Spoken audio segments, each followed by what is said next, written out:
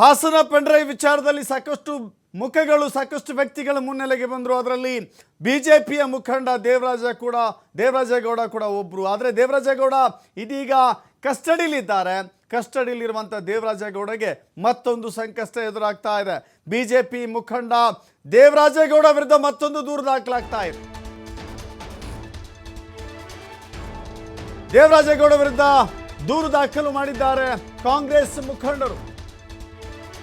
ಕಾಂಗ್ರೆಸ್ ನಾಯಕರ ಬಗ್ಗೆ ಸುಳ್ಳು ಆರೋಪ ಅಂತ ಹೇಳಿ ಆಕ್ರೋಶವನ್ನು ವ್ಯಕ್ತಪಡಿಸ್ತಾ ಇದ್ದಾರೆ.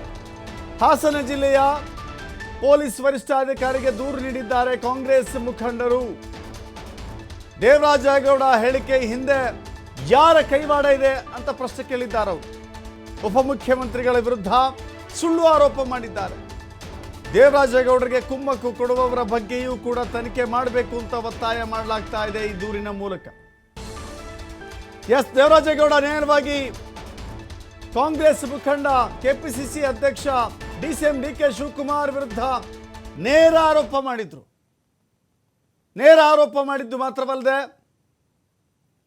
ಡಿಕೆ ಶಿವಕುಮಾರ್ ಅವರೇ ಈ ಪೆನ್ ಡ್ರೈವ್ ಬಿಡುಗಡೆಯ ಮಹಾಸಾರಥಿ ಅಂತ ಹೇಳಿದ್ರು.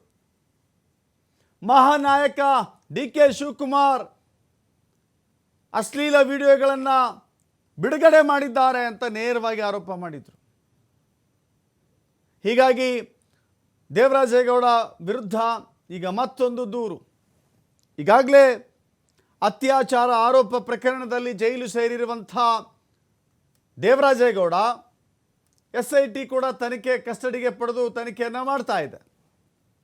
ಒಂದು ಕಡೆ ಅತ್ಯಾಚಾರದ ಆರೋಪ, ಮತ್ತೊಂದು ಕಡೆ SIT ಸಂಕಷ್ಟ, ಇದೀಗ ಮತ್ತೊಂದು ದೂರು. ಹೀಗಾಗಿ ದೇವರಾಜೇಗೌಡ ವಿರುದ್ಧ ದೂರು ದಾಖಲಾದ ನಂತರದಲ್ಲಿ ಸಂಕಷ್ಟದ ಮೇಲೆ ಸಂಕಷ್ಟ ಶುರುವಾಗ್ತಾ ಇದೆ. ದೇವರಾಜೇಗೌಡ ಈಗ ಮತ್ತೆ ವಿಚಾರಣೆಯನ್ನು ತೀವ್ರಗೊಳಿಸುವ ಸಾಧ್ಯತೆ ಇದೆ.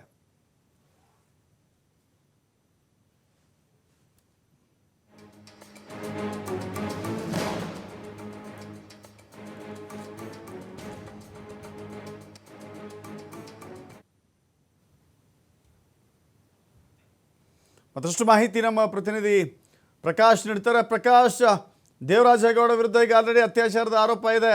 ಇನ್ನೊಂದು ಕಡೆ ಪೆಂಡ್ರೈವ್ ವಿಚಾರದಲ್ಲೂ ಕೂಡ ಅನೇಕ ಆರೋಪಗಳಿದ್ದಾವೆ. ಈಗ ಮತ್ತೊಂದು DK ಶಿವಕುಮಾರ್ ವಿರುದ್ಧ ಮಾತಾಡಿದ್ದಾರೆ ಎನ್ನುವ ಕಾರಣಕ್ಕಾಗಿ ಯಾವ ಸ್ವರೂಪ ಪಡೆದುಕೊಳ್ಳುತ್ತೆ ಅಂತ ಇದು? ದಶರಥ್, ಈಗಾಗಲೇ ಹಾಸನದಲ್ಲಿ ಪೆಂಡ್ರೈವ್ ಪ್ರಕರಣ ಏನಿದೆ ಅದರಲ್ಲೂ ಒಂದ್ ಕಡೆ ಅತ್ಯಾಚಾರದ ಆರೋಪ, ಲೈಂಗಿಕ ದೌರ್ಜನ್ಯದ ಆರೋಪ ಎದುರಿಸ್ತಕ್ಕಂತಹ ದೇವರಾಜೇಗೌಡರಿಗೆ ದಿನದಿಂದ ದಿನಕ್ಕೆ ಒಂದೊಂದು ರೀತಿಯ ಟ್ವಿಸ್ಟ್ ಕೂಡ ತಿರುಗ್ತಾ ಇರುವಂತದ್ದು. ಈಗ ಯಾವಾಗ ಅವರು 100 ಕೋಟಿ ಆಫರ್ ಬಗ್ಗೆ ಮಾಧ್ಯಮಗಳಿಗೆ ಹೇಳಿಕೆ ಕೊಟ್ಟ ನಂತರ ಈಗಾಗಲೇ ಮತ್ತೊಂದು ದೂರು ಕೂಡ ಈಗಾಗಲೇ ಕಾಂಗ್ರೆಸ್ ಕಡೆಯವರಿಂದ ಹಾಸನ ಜಿಲ್ಲಾ ಕಾಂಗ್ರೆಸ್ ಕಡೆಯವರಿಂದ ದೂರು ದಾಖಲಾಗಿರ್ತಕ್ಕಂಥದ್ದು. ಹಾಸನದ SP ಮೊಹಮ್ಮದ್ ಸುಜಿತಾ ಅವರಿಗೆ ಈಗಾಗಲೇ ಇದಕ್ಕೆ ಸಂಬಂಧಪಟ್ಟ ಹಾಗೆ ಸುಮ್ನೆ ಸುಳ್ಳು ಆರೋಪವನ್ನು ಕೂಡ ಈಗಾಗಲೇ ಸರ್ಕಾರದ ಮೇಲೆ ಮಾಡ್ತಾ ಇರುವಂತದ್ದು. ಇಂಥದ್ದು ಸಾಕಷ್ಟು ತನಿಖೆ ಆಗ್ಬೇಕು. ಇದರ ಹಿಂದೆ ದೇವರಾಜೇಗೌಡನ ಹಿಂದೆ ಯಾರಿದ್ದಾರೆ ಎಂಬುದು ಸ್ಪಷ್ಟವಾಗಿ ತನಿಖೆ ಆಗ್ಲಿ ಅನ್ನುವ ಆ ತರದ ಒಂದು ಪಾಯಿಂಟ್ ಕೂಡ ಇಟ್ಕೊಂಡು ಜಿಲ್ಲಾ ಪೊಲೀಸ್ ವರಿಷ್ಠಾಧಿಕಾರಿಗಳಿಗೆ ಈಗಾಗಲೇ ಹಾಸನದ ಜಿಲ್ಲಾ ಕಾಂಗ್ರೆಸ್ ಮುಖಂಡರು ಇಲ್ಲಿನ ಕಾಂಗ್ರೆಸ್ನ ಮುಖಂಡರೇನಿದ್ದಾರೆ ಅವರು ದೂರನ್ನು ಕೂಡ ಈಗಾಗಲೇ ಕೊಟ್ಟಿರುವಂತದ್ದು.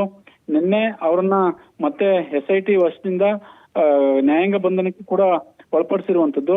ಒಟ್ಟಾರೆ ಈ ಪೆನ್ ಡ್ರೈವ್ ನ ಪ್ರಕರಣ ಏನಿದೆ ದಿನದಿಂದ ದಿನಕ್ಕೆ ಒಂದೊಂದು ರೀತಿಯ ಟ್ವಿಸ್ಟ್ ಕೂಡ ಈಗಾಗಲೇ ಪಡಿತಾ ಇರುವಂತದ್ದು ದಶರಥ್.